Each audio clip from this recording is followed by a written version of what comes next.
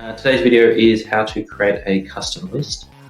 This works really well when it's combined with creating your own custom fields and adding them to your own forms, however you need to. So today's example I'm going to use is, let's say we wanted to create a list and you wanted to put people into specific age bracket demographics, hypothetically, or it could also be that you wanted to capture their background or their ethnicity type drop-down list.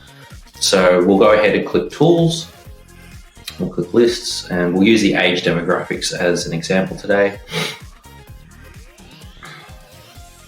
Okay, and you'll see there's a range of standard lists that come as part of the product, but to create your own custom one that's unique to your business, you just click on Add List up the top right, and we're going to go age brackets.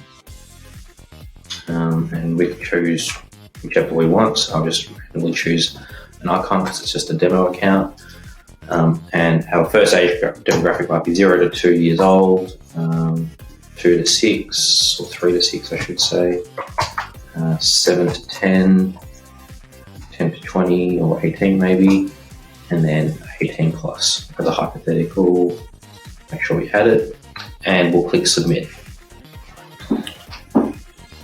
Okay, now it's all adding all these values to the system, and we should be pretty good to go. And here we go, you get the different age brackets, and this is what it would look like as a demonstration in your system. So if you wanted to put it as a select menu, you've got it there. If you decided to do radio buttons, or if you wanted to do these sorts of radio buttons here.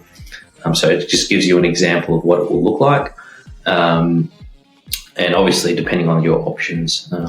So combine it with adding custom fields. So there's a video there on how to create custom fields and how to add it to custom forms. But this allows you to customize your system however you need to suit your business. I hope you've enjoyed the video. Thank you very much.